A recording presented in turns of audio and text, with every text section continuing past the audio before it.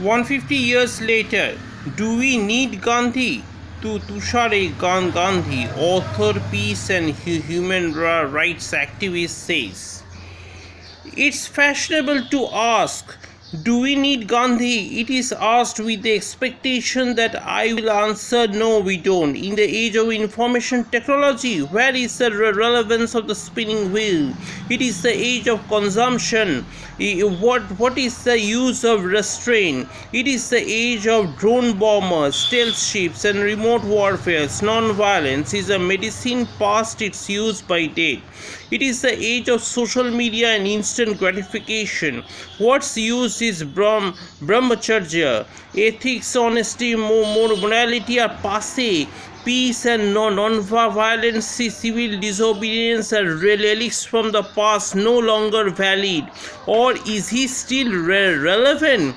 If truth, peace and ethics mean anything to us, matter to our existence, have importance in our lives, then whether one likes it or not, Gandhi will remain relevant, important, inescapable forever. After all, Bapu himself admitted what he had to offer to humankind was not invented by him. It was ageless and eternal, as the mountains and rivers, and was immortal. The principles Bapu lived by 11 ideals. Ekadash Vratas. Number 1, Ahimsa, non-violence. Number 2, Satya, truth.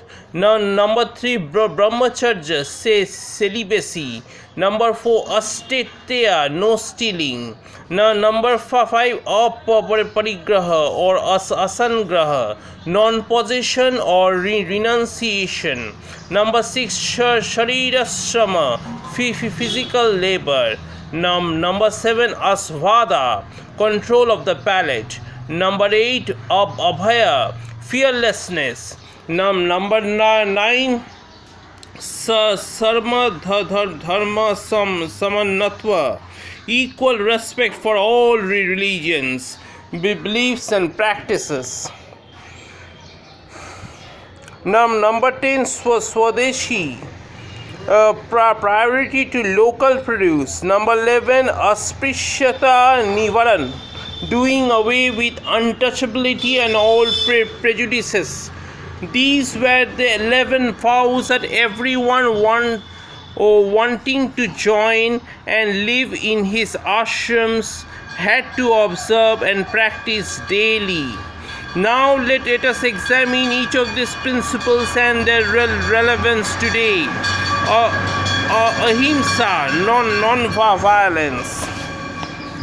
Today the world is gripped by a paranoia of terrorism, spawning prejudice and hate. Our lives have been changed irrevocably. You are at an airport or a railway station.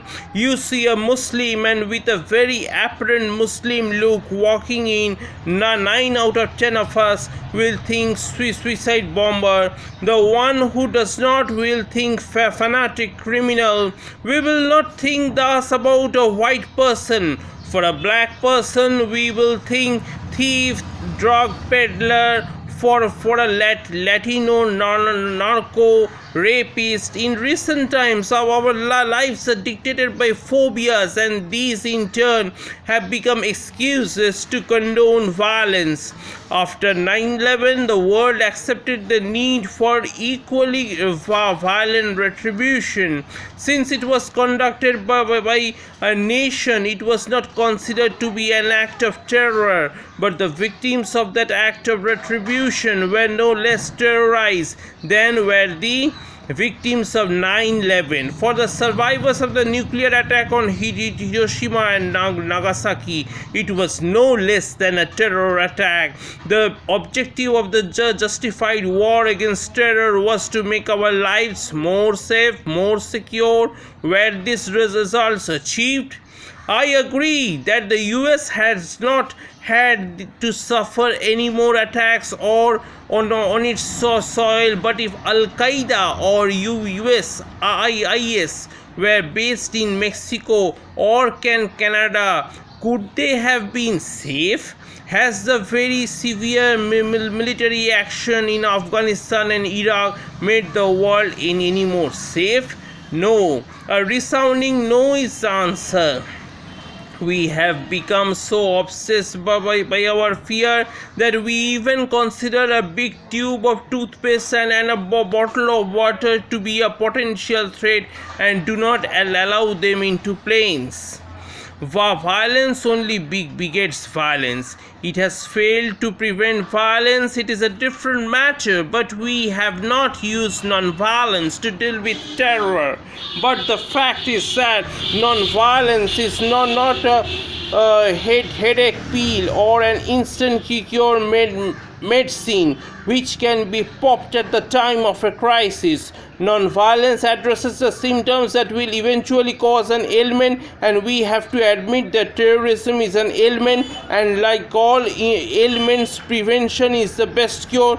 Cancer is curable if detected in the early stages. Now doctors even claim that it's coded into our DNA, and in the future doctors will read a baby's DNA, find all the faults which may in the future cause ailments, and clip them out so that they don't eventually cause an ailment.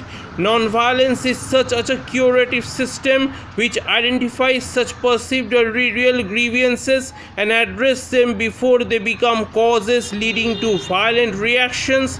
Terror is born out of an imagined or real feeling of victimization.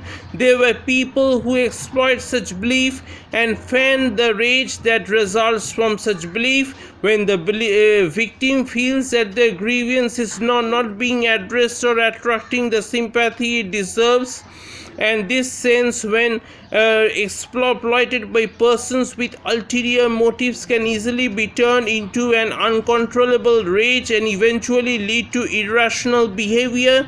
And terrorism is irrational, but so is violence. Stealth bombs have maimed and killed more innocent than the persons they have intended to take out. Take the example of the infant Alan Kurdi. The photograph of his body washed up on his beach of the Greek island of Kokos made the world weep. It was a tragedy waiting to happen. Europe pretended that it wasn't their issue. The Allies pretended similarly while Hitler was butchering Jews during World War II. The image of Alan Kurdi made a lot of eyes shed tears, but it will have filled a lot of hearts with hatred too.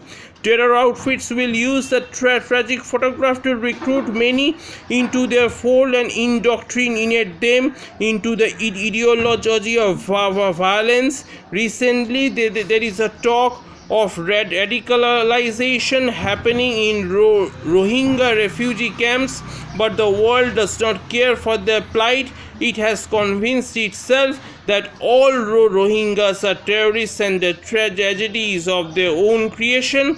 This is the apathy that breeds discontent that can be easily radicalized, just as the United States used the photographs of the ruins of the WTC towers and damaged Pentagon to justify their invasion of Iraq and Afghanistan. Today, terror and violence threaten our very existence, and we must admit that violence has failed to curb terror. Non-violence, though untried, is our only hope. Non-violence is untried in curing the current malady we are faced, but the Irish conflict found a cure only after both the parties accepted violence, and then the conflict had raged for a century and was believed to be incurable, was cured. Non-violence once again triumphed. The world we live in will only become safe when we embrace non-violence. We have reached a stage where escalating violence threatens our very existence.